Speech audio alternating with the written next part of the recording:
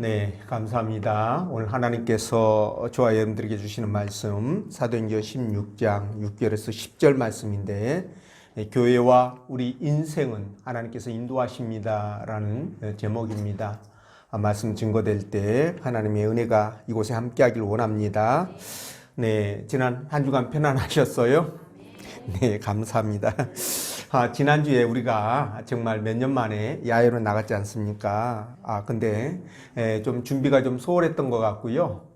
그리고 또 어떤 독특한 작자 때문에 예배를 방해를 받아가지고요. 많이 아쉬움이 남았습니다.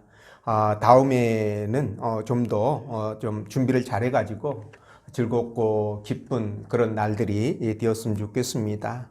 그러니까 식구들이 갔다 오면 다음에 또 빨리 갔으면 좋겠다. 언제 또 가시냐 뭐 이런 마음이 들도록 그렇게 하면 얼마나 좋겠습니까? 그렇죠? 자, 어찌어찌 하다 보니까 벌써 5월 마지막 주입니다. 벌써 6월 올싹이 다가왔는데요. 아마도 젊은 사람들은 세월이 빠르게 간다는 것을 못 느낄 것 같아요. 그러나 나이를 먹을수록 세월이 얼마나 빠른지를 절실하게 느낍니다. 여러분들은 젊을수록 세월을 아껴서 후회 없는 삶이 되시고요. 그리고 또 주의 일도 더 많이 감당해서 하나님 앞에 칭찬받으시기를 주의 이름으로 축원드립니다. 자, 그럼 오늘 본 말씀을 통해서 다음과 같은 세 가지로 하나님께서 우리에게 은혜를 주셨는데 그 첫 번째가 하나님은 합력하여 선을 이루신다는 것이고요. 그리고 두 번째가 주님은 우리를 당신 뜻대로 이끌어 가신다는 겁니다. 그리고 세 번째는 목회자 중심으로 장애나 하나가 될 때 좋은 결과를 얻을 수 있다. 이렇게 말씀하시죠. 네. 자, 여러분 혹시 자율주행차 자율로 운전하는 자동차 이야기 많이 들어보셨죠? 이거는 운전자가 손을 대지 않아도 차가 지가 알아서 원하는 목적지에 안전하게 데려다주는 그런 이제 시스템인데요. 근데 세계 각국에 있는 자동차 회사들이 이걸 상용화시키려고 많은 노력을 하고 있지만 생각만큼 그렇게 진행이 되어지질 않습니다. 물론 기술적인 문제도 있겠지만 또 하나 그런 문제 말고도 윤리적인 문제들이 있거든요. 그게 뭐냐면 여러분 이제 만약에 위험사항이 닥쳤을 때 차 안에 타고 있는 주인을 보호할 것인가 우선적으로 보호할 것인가 밖에 있는 사람을 보호할 것인가 이런 부분도 난제입니다. 이걸 해결해야 되는데 이것도 어려운 문제고요. 또 밖에 있는 사람들을 보호할 때 이쪽으로 핸들을 꺾으면 세 사람이 다치고 저쪽으로 핸들을 꺾으면 네 사람이 다쳤을 때 그러면 차를 어느 쪽으로 꺾게끔 세팅을 하느냐 이 문제도 있잖아요. 그러면 이제 암만 해도 적은 쪽으로 세팅을 할 가능성이 높은데 그러면 적은 쪽에 있는 사람들은 가치가 떨어지는 것이냐 이런 또 가치 문제도 생겨날 수 있고 그래서 이런 윤리적인 문제도 해결해야 되는 그런 부분이라서 쉽지만은 않습니다. 근데 말이죠. 우리 하나님은 모든 면에서 완전하시고 그리고 전능하신 분이시잖아요. 그렇죠? 그러니까 이런 걱정 전혀 할 이유가 없다는 거죠. 우리 하나님은 당신의 뜻대로 우리를 인도하셔서요. 반드시 선을 이루시기 때문에 우리는 모든 것을 안심하고 그분에게 맡길 수가 있다. 이렇게 말씀드릴 수 있는데 또 이렇게 좋은 결과, 선한 결과를 교회에서 이루기 위해서는 어떻게 해야 됩니까? 교회 공동체 안에서 목회자를 중심으로 하나가 되어가지고 그렇게 일사불란하게 움직일 때 빠르고 안전하게 저는 좋은 결과들이 나타난다는 것입니다. 그렇기 때문에 저와 여러분들은 교회 공동체 안에서 하나님 앞에 우리의 인생을 맡기면서 사는 것이 현명한 방법이다. 그렇게 여러분들이 깨달으시고 그런 여러분 되시기 바랍니다. 그러면 본 말씀을 따라가면서 하나님께서는 어떻게 선을 이루시고 또 우리를 어떻게 당신의 뜻대로 인도해 가시며 그리고 좋은 결과를 얻게 하시는지 성령께서 들려주시는 하나님의 음성을 듣도록 합니다. 자, 첫째로 하나님은 합력하여 선을 이루어 주신다고 말씀하시는데 6절 말씀입니다. 우리 한번 같이 읽겠습니다. 시작. 성령이 아시아에서 말씀을 전하지 못하게 하시거늘 그들이 부르기아와 갈라디아 땅으로 다녀가. 아멘. 자, 사도 바울이 길리기아 다소를 거쳐서 터키 그 동쪽에 있는 토로스 산맥을 넘어가 가지고요. 1차 선교 여행을 떠나서 복음을 전했던 곳곳마다 순례를 하죠. 그러면서 그 교회들이 이렇게 잘 성장하고 있는지 그렇게 교회를 돌보면서 복음을 전하면서 서쪽으로 이렇게 진행을 합니다. 그런데 원래 사도 바울의 계획은 이제 아시아라고 얘기하는데 이제 에베소라고 여러분들이 생각하시면 되겠습니다. 이 에베소로 가려고 했지만 성령께서 그것을 허락하지를 않습니다. 그렇게 되자 이 갈라디아와 그리고 부리기아 지방을 거쳐서 무시아 지방에 이르게 되죠. 그곳에서 이제 북쪽으로 방향을 틀어서 저기 흑해 연안 거기가 바로 본도고 본도 밑에가 비두니아인데 이 비두니아 지방으로 들어가려고 했거든요. 근데 이걸 성령이 들어가지 못하도록 막습니다. 그래서 바울이 이 무시아에서 바로 같은 지방인 이 드로아라는 해안 도시로 들어가게 되죠. 근데 이 드로아에서 밤에 환상을 보는데 이 마케도니아라는 유럽입니다. 마케도니아는 유럽 초입인데 빌립보라고도 이제 흔히들 얘기하지만 빌립보를 포함한 큰 도시로 이렇게 보시면 되겠습니다. 그런데 여기 그 마케도니아에서 우리로 이쪽으로 넘어와서 우리를 도와달라고 그렇게 손짓을 하는 환상을 보게 되죠. 그래서 이제 선교 계획을 아시아에서 유럽으로 바꾸어서 그렇게 이제 복음을 전하게 되는데 이 전 과정에 하나님께서 적극적으로 개입했다라는 것을 사도 바울이 증거하고 있습니다. 자, 여러분 먼저 6절을 보면 아시아에서 복음을 전하지 못하게 막은 것은 누구라고 하십니까? 성령님이라고 얘기를 하시죠. 그리고 7절에서는요. 무시아에서 이거 비두니아로 가가지고 복음을 전하려고 했는데 그것을 막는데요. 그 막을 그 분을 예수의 영 이렇게 말씀합니다. 그렇죠? 예수의 영이 허락하지 않았다. 그리고 이제 10절을 보면은 여러분 그 선교의 방향을 유럽으로 돌리게 된 직접적인 계기가 하나님의 지시다. 이렇게 말씀하잖아요. 그러니까 지금 사도 바울이 이 부분을 설명하면서 성령님, 예수님, 하나님 이렇게 세 분 하나님을 동시에 언급하고 있는데요. 자, 이렇게 언급한 이유가 무엇일까라는 겁니다. 여러분 왜 이렇게 세 분 하나님을 언급하셨을까요? 그건 바로 뭡니까? 성삼위 하나님께서 함께 모든 일을 한다는 것을 우리에게 아주 극명하게 잘 보여주기 이해합니다. 그렇게 보시면 됩니다. 그러니까 우리를 지키시고 보호하시고 선하게 인도해 가시는 그 모든 일에 이 삼위 하나님께서 함께 하신다는 거예요. 그래서 고린도 후서 13장 13절에서는요. 주 예수 그리스도의 은혜와 하나님의 사랑과 성령의 교통하심이 너희 무리와 함께 있을지어다. 이렇게 삼위 하나님을 언급하거든요. 그러니까 여기에 언급하는 부분에 있어서 하나님, 예수님, 성령님을 상하 관계가 아니라 동등 관계로 언급한다는 사실입니다. 굉장히 중요하죠. 자, 이렇게 말이죠. 이 삼위 하나님의 사역은 이 구속 사역에서 우리를 구속한 그 사역에서 아주 도드라지게 나타나고 있는데요. 인류 구속은 어느 날 갑자기 예수님이 우리를 위해서 십자가를 지심으로 이루어진 것이 아닙니다. 그 이전에 먼저 무슨 일이 있었냐면 성부 하나님의 원대한 계획과 그리고 인생 각자 사람들 각각 개개인들을 향한 그분의 주권적인 애정이 거기에 있었던 거예요. 그 결과로 인하여 때가 되자 예수 그리스도께서 이 땅에 오셨고 그분이 십자가를 지심으로 하나님의 그 말씀 앞에 순종하시죠. 그걸 통해서 우리가 구원을 이루게 됩니다. 이해가 되시죠? 그런데 말이죠. 이런 계획과 예수님의 순종만으로 그러니까 하나님의 계획과 예수님의 순종하심으로 우리의 구원이 완성되느냐? 또 그거는 아니에요.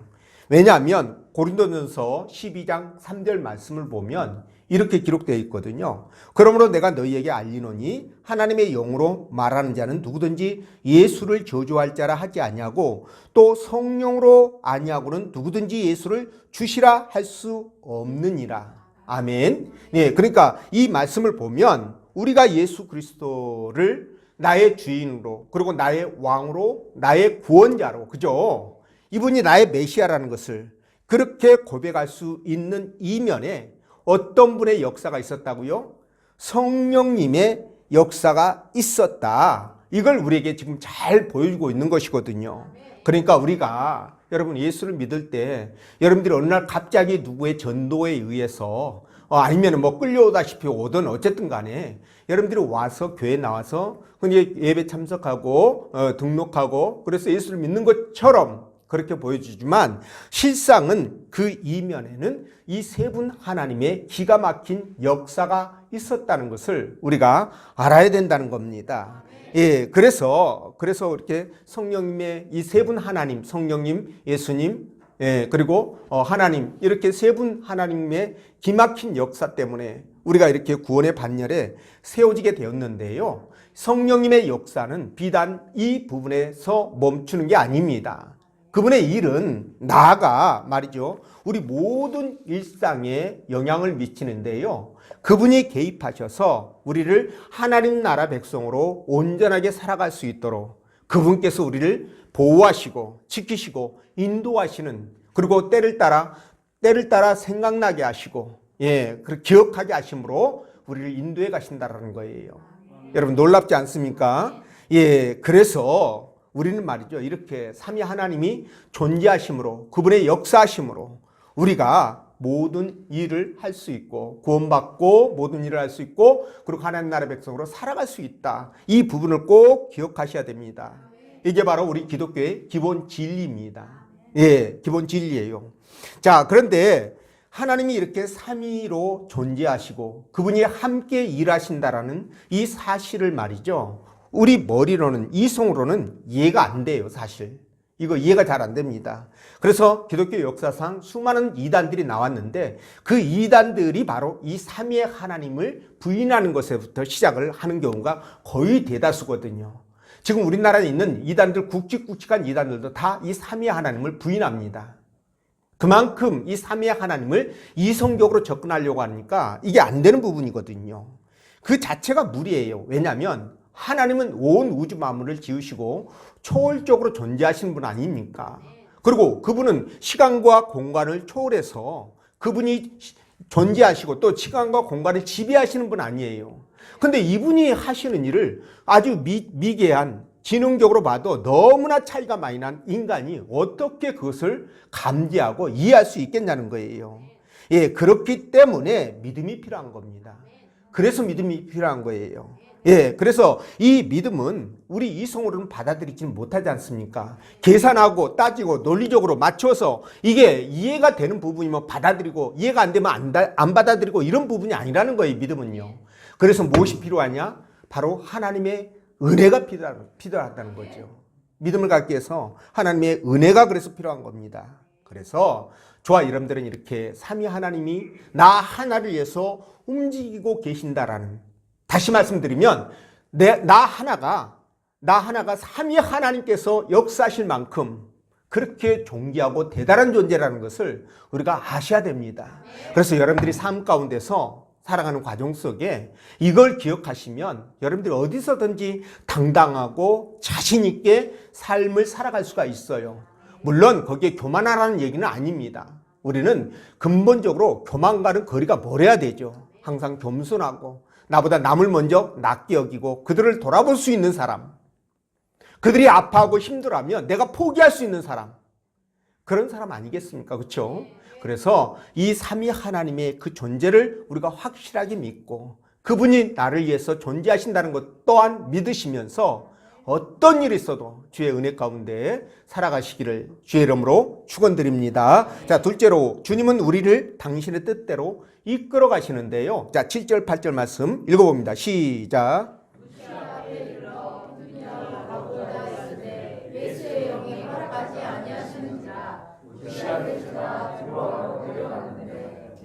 아멘. 자, 여러분 9절에서 10절 말씀을 보면은요, 사도 바울 일행을 유럽으로 보내서 복음을 전하라고 하는 것이 바로 하나님의 뜻이라는 것을 알 수가 있는데요. 자, 그럼에도 불구하고 지금 뭡니까? 바울은 이걸 깨닫지 못해요. 예, 그래서 아시아에서 복음을 전하려고 예, 갈라디아 또는 비두니아, 갈라디아, 그리고 이 비두니아로 이렇게 가려고 그렇게 힘쓰고 예를 썼던 겁니다. 여러분, 근데 사도 바울이 왜 이렇게 아시아에서 복음을 전하지 못하게 하는 하나님의 뜻을 깨닫지 못했을까? 라는 생각을 해보면요. 여러분, 만약에 하나님께서 직접적으로 나타나셔서 말씀을 하셨다면 바로 알았을 겁니다. 그죠? 예, 깨달았을 거예요. 근데 그렇지 않고 이게 간접적인 방법으로 인도를 했기 때문에 아마 그 깨닫고 받아들이는 것이 좀 늦지 않았느냐 이런 생각을 해보는 겁니다. 그러니까 여러분들이 살아가는 과정 속에서 하나님의 뜻을 깨닫는데 말씀을 통해서 직접적으로 확 들어오는 경우가 있잖아요. 그런 경우는 우리가 의심 없이 바로 이렇게 순종하는 그런 부분인데 그렇지 않고 우리 삶 가운데서 어떤 일어나는 현상들 있잖아요. 그거 하나씩을 조합을 해가지고 하나님의 뜻을 또 분별하는 경우가 있지 않습니까? 이런 경우는 우리가 그걸 놓치기가 굉장히 쉽다는 거죠. 그러니까 이런 경우가 아니냐 이런 이제 생각을 해보는데 어쨌든 바울이 갈라디아와 이 부르기아 지방을 지나가지고 무시아에 이제 이릅니다. 이 무시아는 저기 마케도니아하고 그리 멀지 않는 거의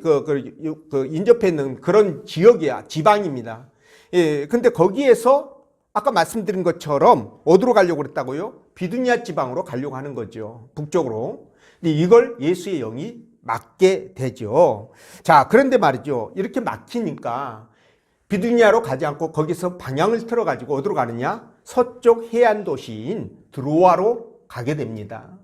자, 여러분, 이 드로아는 에게에 붙어 있는 해안 도시거든요. 근데 여기에는 유럽으로 가는 배가 있습니다. 그래서 배를 타면 유럽으로 갈 수 있는 아주 좋은 곳이에요. 이곳에 도착했을 때 하나님께서 환상을 통해서 유럽으로 부르게 되지 않습니까? 그렇죠? 자, 그런데 말이죠. 이렇게 해서 유럽으로 들어가게 되는데 우리가 여기서 깨닫는 것 중요한 것 하나가 있습니다. 그게 뭐냐면 우리 하나님은 우리가 원하는 길을 갈 수 있도록 그냥 방치하시는 것이 아니라 당신이 가기를 원하는 길로 우리를 이끌어 가신다는 것을 알 수 있어요. 예, 다시 말씀드리면 우리가 그냥 우리 마음대로 이렇게 하는 것 같지 않습니까? 그렇죠? 그러나 그 이면에 하나님의 작업이 있는데 그 작업이 당신의 뜻을 이루는 쪽으로 인도해 가신다는 거예요. 예, 요나를 보십시오, 여러분. 요나에게 하나님이 니느웨로 가서 너희들이 회개하지 않으면 심판할 것이라고 선포하라고 명령하지 않습니까? 근데 이걸 듣지 않잖아요. 듣지 않고 배를 타고 욥바에서 저 다시스로 튀죠. 그죠? 다시스로 도망가는데 그때 하나님이 어떻게 하셔요? 도망가는 요나의 뒤털미를 목덜미를 잡지 않습니까? 그렇죠? 그래서 큰 풍랑을 일으키고 물고기 뱃속에 삼키게 해가지고 그걸 통해서 어떻게 합니까? 결국은 요나를 니느웨로 보내지 않아요. 그죠? 그러니까 이런 것을 보아도 우리 하나님은 당신이 원하는 방향으로 인도해 가신다는 것을 우리가 깨닫게 되는 거예요. 그래서 잠언 21장 1절 보면 왕의 마음이 여호와의 손에 있음이 마치 보의 물과 같아서 그가 임의로 인도하시느니라. 그러니까 하나님께서 당신의 뜻대로 인도하신다 이렇게 말씀하시는 겁니다. 예, 왕의 마음도 하나님께서 당신 뜻대로 인도해 가신다는 거예요. 예, 그러니까 저와 여러분들은 인도해 가는 건 너무 쉽겠죠.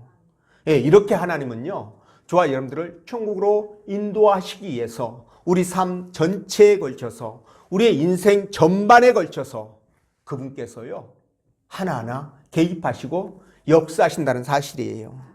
그 과정 속에 여러분 사단의 유혹이 있지 않겠습니까? 온수마귀의 공격 분명히 있습니다. 그럼에도 불구하고 그분은 이 삼위 하나님께서 일체하셔서 그러니까 합력하셔서 우리를 온전히 천국으로 이끌어가기 위하여 모든 작업을 다 하신다는 거예요. 이거 얼마나 감사합니까? 왜 이렇게 하실까요? 그것이 바로 하나님의 뜻이기 때문에 그래요. 이해가 되시는지요? 그래서 저와 여러분들이 만에 하나 여러분 올바른 신앙의 길을 벗어나가지고 그릇된 길로 간다. 그럼 어떻게 하실까요? 징계를 해서라도 그죠? 바르게 세우기 위하여 징계를 해서라도 하나님이 이끌어 가신다는 거예요. 그러니까 우리는 하나님이 인도하시는 그 길을 따라 가는 과정 속에 내 뜻대로 내 고집대로 하지 말고 하나님 뜻에 순종하는 것이 맞습니다. 여러분, 그래서 여기에서 지혜로운 자, 미련한 자가 나오는데요. 이 지혜로운 사람은 잘못된 길을 갈 수 있지 않습니까? 누구나, 그죠? 저와 여러분들 누구도 실수할 수 있고 잘못할 수 있어요. 그런데 말이죠. 기회를 놓치지 않고 지혜로운 사람은 돌이킨다는 거죠. 그래서 하나님이 원하는 길로 바꾸게 됩니다. 이게 지혜로운 사람이에요. 근데 미련한 자는 어떻습니까? 미련해가지고 몰라요. 그래서 결국은 가다가 매 맞고, 그죠? 맞을 매 다 맞고 돌아서는 경우가 굉장히 많은데, 제가 지난번에 여러분들에게 39살 때 사우디 가가지고 교통사고 크게 당해서, 그죠? 두 다리를 잃었던 최수동 목사님 이야기를 들었은 적이 있잖아요. 그죠? 바로 그런 케이스가 미련한 자에 해당되는 케이스다. 이렇게 말씀을 드릴 수 있습니다. 그러니까 여러분, 이렇게 되면 안 되잖아요. 내가 동쪽으로 가고 싶다고 해서 가지는 게 아니거든요. 하나님께서 서쪽으로 인도하시려고 마음먹으면 서쪽으로 갈 수밖에 없어요. 그러니까 그 뜻에 순종해서 이게 움직이는 것이 여러분 시간을 전략하고 물질을 전략하고, 그죠? 노력을 전략하는 그런 지름길이 된다는 거죠. 괜히 코가 씌어가지고 교만해가지고, 그죠? 그렇게 불순종하게 되면, 인도에도 그 길을 따르지 않으면은요, 시간 다 버리고 물질 다 버리고, 그죠? 그냥 고생 직사게 하면서, 그죠? 나중에 돌이키는 경우들 많지 않습니까? 그러니까는 여기에서 지혜로운 사람, 미련한 자, 이게 구분되는 거죠. 여러분, 사도 바울 보십시오. 하나님의 뜻을 유럽으로 보내려고 하는 그분의 뜻을 빨리 깨달았다면, 아시아에서 빙글빙글 돌면서 호송세월을 보낸 일이 없었다는 거예요. 즉각적으로 드로아로 갔으면 얼마나 빠르게 고생 안 하고 바로 주의 뜻을 이렇게 전할 수 있었겠습니까? 그러니까 이런 경우를 제가 여러분들에게 말씀을 드리는 겁니다. 그래서 하나님은 오늘 또 다양한 방법으로 당신이 원하는 길로 우리를 인도해 가십니다. 그 방법은 여러 가지, 아주 각 사람에 맞도록 세팅을 해서 인도해 가십니다. 똑같은 방법이 아니죠. 그러니까 그렇게 인도하실 때 우리는 어떻게 해야 된다? 빨리 깨달아야 된다. 빨리 깨달아서 우리가 돌이키거나 아니면 그 말씀에 순종해가지고 더욱더 열심히 따름으로 말미암아 정말 우리가 많은 열매를 맺어드려야 되지 않겠습니까? 그럴 때 하나님이 얼마나 기뻐하시고 또 우리도 이 땅에 살아가는 과정 속에 하나님 앞에 얼마나 많은 복을 받겠습니까? 그래서 여러분들이 그런 복을 받아서 누리시기를 주의 이름으로 축원드립니다. 자, 세 번째, 교회는 목회자 중심으로 하나가 될 때 좋은 결과를 얻는다. 이렇게 말씀했는데요. 우리 10절 말씀 읽어봅니다. 시작.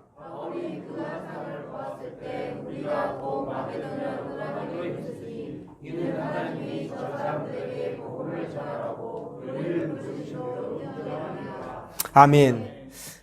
이렇게 이제 중간에 한 번씩 이 본문 말씀을 읽는 게 너무 좋은 것 같아요. 왜냐하면 우리가 이제 이렇게 앉아 있다 보면 있지 않습니까? 제가 막 이렇게 말씀을 전할 때 막 천둥이 쳤다가 아주 고요하고 잔잔한 바다를 이렇게 막 가다가 이런 식으로 하면 막 이렇게 하면은 여러분들이 이렇게 집중을 해가지고 하는데 제가 그런 재주가 없어가지고 말이죠. 밋밋하게 말씀이 증거되다 보니까 이렇게 졸음이 올 수도 있거든요. 근데 한 번씩 읽으면 정신이 들죠. 그쵸? 그래서 아주 좋은 것 같습니다. 자, 사도 바울이 밤에 마케도니아에서 말이죠. 그 사람이 도와달라는 한상을 보고, 하나님이 우리를 유럽으로 보내려고 그러시나 보다. 이렇게 깨닫게 되죠. 그래서 드로아에서 배를 타고 마케도니아로 들어가게 되는데요. 자, 여러분, 여기서 우리가 주목할 것이 하나 있어요. 그게 뭐냐면 바로 저 빨간 글씨로 되어 있는 우리라는 단어입니다. 자, 이 말은요, 우리라는 말은 여기에 무슨 의미가 있냐? 첫 번째는 그 사도행전은 여러분 누가 이 말씀을 대필했을까요? 누가가 대필했죠. 기자입니다. 누가라는 기자가 대필을 했는데 이 우리라는 단어를 누가가 사용함으로 드로아에서 누가가 처음으로 그 사도 바울 일행과 합류했다는 것을 우리에게 보여주게 해주는, 알게 해주는 아주 중요한 정보고요. 또 하나가 있습니다. 그게 뭐냐면 여기서 누가 우리라는 표현은요.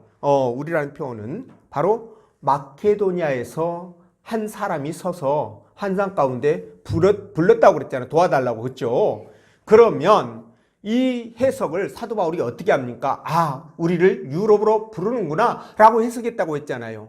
자, 그러면 사도 바울이 선교 전략을 지금까지는 아시아 중심으로 하려고 계획을 했었잖아요.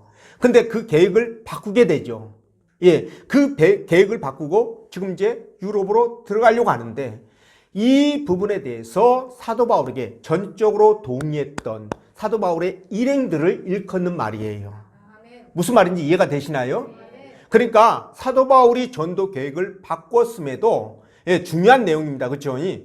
바꿨음에도 불구하고 그것을 전적으로 인정하고 따르는 그 무리들 말이죠. 그 동역자들을 얘기하는 겁니다. 이해가 되시죠? 자, 그러면 여러분, 하나님은 왜 선교지를, 그 중요한 선교지를 다른 사람들 동의도 받지 않고, 그죠? 받지 않고 이렇게 사도 바울에게만 환상으로 보여주고 바꾸었을까라는 부분입니다. 여러분, 왜 그랬을까요? 예, 이 부분은요, 그렇습니다. 사도 바울 한 사람에게만 환상을 보여주어도 하나님의 뜻을 이루는데 전혀 문제가 되지 않기 때문에 그런 거예요. 다시 말씀드리면 사도 바울에게만 보여주어도 전체 일행이 사도 바울의 그 선교 전략과 계획에 따라서 일사불란하게 움직인다는 것을 하나님도 알고 계셨겠죠. 그래서 한 사람에게만 전달했고 그 한 사람을 통해서 전체가 움직이는 이런 모습을 보게 되는데 이게 바로 사도 바울 일행이 선교 사역에서 아주 중요한 큰 업적을 성공을 거둘 수 있었던 이유라는 겁니다. 이해가 되시나요? 예, 바로 이 부분이 굉장히 중요한데요. 여러분, 만약에 이 사도 바울의 동역자들 함께 했던 그 일행들이 사도 바울의 말을 따라주지 않았다면 어떨까요? 그러니까 사사건건 묻고 따지고 제동을 걸었다면 어떻게 됐을까요? 저는 이 부분에 대해서 천하의 사도 바울이라고 할지라도 이렇게 위대한 업적은 남길 수 없었을 것이다 라는 확신을 갖습니다. 마음이 하나가 모아지고 한 곳을 바라보면서 함께 가야지 어떤 목적을 이루게 되죠. 마음이 다 제각각이고 한 곳을 보지 않고 각각 다른 곳을 보면서 걸어간다면 절대로 앞으로 진행해 나갈 수가 없다라는 거예요. 여러분, 모세를 보십시오. 모세가 얼마나 위대한 사람입니까? 그는요, 당시 세계 최강대국이었던 애굽에 있는 동족들, 히브리인들을 완전히 그 300만에 가까운 히브리인들을 해방시켜서 끌고 나온, 이끌어낸 그런 위대한 사람 아닙니까? 그렇죠? 그리고 하나님과 대면하면서 수많은 기사와 이적들을 행했던 아주 중요한 사람입니다. 그죠? 그런 능력을 행한 사람이에요. 거기에다가 그의 온유함이 지면에 있는 모든 사람보다도 승하다라고 하나님께서 말씀하실 정도로 훌륭한 인격을 갖고 있었습니다. 자, 그런데 말이죠. 이렇게 훌륭한 모세가 어떻게 그 이스라엘 백성들을 이끌고 가나안 땅에 들어가지 못했을까라는 거예요. 자, 여러분, 이 부분에 관해서 여러 가지 이유가 있을 수 있지만 저는 그 중에서 중요한 이유 중에 하나가 뭐냐? 바로 이스라엘 백성들의 불순종이라고 저는 생각합니다. 그가 이스라엘 백성들을 인도하는 과정 속에 얼마나 많이 백성들이 모세의 말에 반박하고 반항하고 그리고 따지고 묻고 시비를 걸고 그랬습니까? 정말 수많은 사람들이 또 뭐 한두 번도 아니고 수없이 많게 이렇게 그냥 불순종하면서 묻고 따지는 이런 부분들이 있었다는 거예요. 그런데 그러면 어떻게 됩니까? 중간에 있는 연락책들, 중간 다리 역할을 하는 족장들이라든가 지도자들이 있지 않습니까? 이런 사람들이라도 모세 편이 되어줘야 되는데, 아니, 이 사람들이 오히려 뭐 고라라든가, 뭐 다단이라든가 아비람, 온, 이런 사람들 반역에 가담을 하거든요. 굉장히 중요한 문제입니다, 여러분. 그리고 거기에다가 또 피부치였던 모세의 누나 미리암, 형 아론, 이런 사람들까지도 여러분 온전히 모세 편이 되어주지 않았습니다. 자, 이런 상황에서 모세가 이스라엘 백성들을 일사불란하게 이끌고 가나안 땅으로 진입한다는 것이, 들어간다는 것이 결코 쉬운 일이 아니라는 거예요. 이해가 되시는지요? 자, 그렇다면 반대의 경우입니다. 자, 여호수아를 한번 보십시다. 여호수아는 말이죠, 일개 모세의 그 시종에 불과했습니다. 근데 말이죠, 이스라엘 백성들이 이 여호수아의 명령에 따라서 백성들이 일사불란하게 움직이는데요, 여러분 제사장들에게 법궤를 메고 넘실대는 그 강물 속으로 들어가라 그러니까 들어갔어요, 안 들어갔어요? 들어갔습니다. 또 족장들에게 말이죠, 강을 건너가면서 강바닥에 있는 돌을 주어라, 그걸 주어서 가지고 가라 명령하니까 그대로 순종합니다. 누구도 불만과 불평을 표하지 않아요. 뿐만 아니라 여러분 이스라엘 백성들이 이제 가나안 요단, 그러니까 요단 동쪽에 있는 땅을 차지하게 되잖아요. 그렇죠? 그 땅을 차지했던 므낫세 지파, 갓 지파, 그렇죠? 루벤 지파 이렇게 있는데 그들에게 뭐라고 명령합니까? 너희들이 함께 요단강을 건너가서 정복 전쟁에 참여해라 이렇게 말하니까 군말 없이 아주 순종해가지고 그들이 전투에 참여해서 맨 앞장서서 싸우게 됩니다. 여기에다가 여러분 그 하이라이트가 뭡니까? 그 여리고 성을 점령하기 위해서 백성들에게 그 성을 돌게 하잖아요. 얼마나 땡볕에 여러분 그 일주일 동안 그 도는데 얼마나 힘들겠어요. 아니 돈다고 성이 무너집니까? 근데도 말 한마디 하지 말고 불평불만 하지 말고 돌라고 그러니까 거기에 순종해서 누구도 입도 뻥긋하지 않고 돌게 되잖아요. 자, 여러분 이런 놀라운 역사가 있었는데요. 그래서 여호수아 1장 16절 보면 이렇게 말합니다. 그들이 여호수아에게 대답하여 이르되 당신이 우리에게 명령하신 것은 우리가 다 행할 것이요 당신이 우리를 보내는 곳에는 우리가 가리이다. 이거 뭡니까? 절대적인 순종을 지금 여호수아에게 표하고 있는 거예요. 자, 여러분 이 결과, 이렇게 한 결과가 어떻게 됐을까요? 모세도 인도하지 못했던, 정복하지 못했던 그 가나안 땅을 여호수아가 백성들과 함께 정복하는 그 역사를, 쾌거를 이루어내게 됩니다. 여러분 이 두 가지 사건을 통해서 우리가 무엇을 얻을 수 있습니까? 여러분 이스라엘 백성들 그 공동체는, 선민 공동체는 오늘날 교회 공동체와 동일한 거 아니겠습니까? 그렇죠? 자, 그래서 우리 또한 하나님이 친히 기름 부어 세우신 이 목회자와 교회 리더들을 중심으로 하나가 되어야 된다는, 일사불란하게 움직여야 된다는 그런 큰 교훈을 얻게 된다는 거예요. 그럴 때 좋은 결과를 기대할 수 있다라는 겁니다.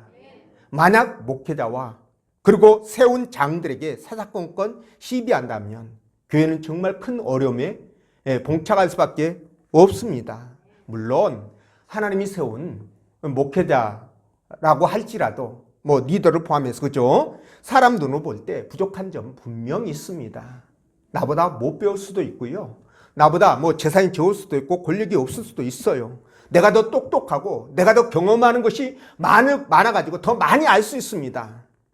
그렇다고 해가지고 목회자의 어떤 계획이나 말에 사사건건 시비를 따지고 불순종하게 된다. 그럼 어떻게 될까요? 교회 공동체는 무너질 수밖에 없다는 겁니다. 그래서 교회는요, 세상 마인드로 접근해서는 안 되는 부분들이에요. 어떤 문제를 해결해 가는 방법에 있어서도 세상적인 마인드가 통하지 않는 것이 바로 교회라는 겁니다. 교회는 하나님 말씀이 있잖아요. 하나님의 방법으로 그렇게 이루어져 가야 될 그런 곳이라는 겁니다. 여러분 오늘 이 사도 바울의 결정에 일사불란하게 따랐던 이 동역자들 때문에 말이죠, 사도 바울은 결국 이 기독교 역사상 가장 위대한 족적을 남기게 됩니다. 그분만큼 많은 족적을 남긴 분이 어디 있겠습니까? 성교면 성교, 하나님과의 교통이면 교통, 그리고 그분이 하나님의 말씀을 기록한 이런 면들을 보아도 여러분 사도 바울만큼 그렇게 놀라운 일을 그렇게 한 사람이 없다는 거죠. 그래서 여러분, 교회도 마찬가지입니다. 모든 것을 하나님 앞에 맡기고요. 기도하면서 목회자 중심으로 가셔야 됩니다. 네, 그럴 때 교회가 성장하고 많은 열매를 맺게 되고요. 그리고 우리 교회는 참 분열 분쟁이 없고 아름다운 교회야. 그리고 사랑이 넘치는 교회야. 이렇게 하면서 자랑도 하고 그렇게 전도도 할 수 있지 않겠습니까? 그렇죠? 교회는 그런 모습이 돼야 됩니다. 물론 변화되지 못하고 아직 성화가 되지 못한 사람들이 모이는 공간이다 보니까 어떤 사람은 성화가 많이 된 사람 있잖아요. 어떤 사람은 이제 성화의 밑단계에 있는 사람이 있어요. 그러니까 목욕탕으로 치면 어떤 사람 목욕탕에 막 들어가는 사람이 있고 옷을 벗는 사람이 있고, 그죠? 목욕탕에 들어가서 때를 불리는 사람, 다 밀어가지고 깨끗해지는 사람, 여러 부류의 사람들이 있기 때문에 잡음이 있고 인간적인 냄새가 날 수밖에 없습니다. 그럼에도 불구하고 원칙 하나는 뭐냐? 교회 리더들의 말에 적극적으로 따라서 순종을 해야 된다는 것. 말씀드린 것처럼 경험이 부족하고 배움이 적고 아는 것이 없다 할지라도 그것이 중요한 게 아니죠. 교회 질서와 어떤 그 메커니즘 속에서 우리가 하나님의 말씀 앞에 순종하는 마음으로 그렇게 일을 이루어 나간다면 하나님이 그걸 통해서 바르고 내가 원하는 방향으로 인도해 가신다는 거예요. 또 내가 방법이 틀렸다고 한다면 내 생각을 바꿔 하나님이 가신다는 겁니다.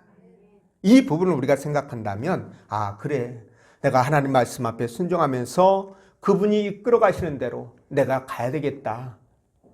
그분을 따라가지 않으면 내 고생이고 내가 그냥 내 물질, 시간, 정성, 노력 이런 것들이 허사가 된다. 낭비를 한다. 이렇게 생각하시면 될 것 같아요. 그래서 우리가 항상 하나님 말씀 앞에 순종하는 마음으로 믿음을 갖고 그렇게 살아가야 될 줄로 믿습니다. 그런 여러분 되시기를 주의 이름으로 축원드립니다. 기도합니다.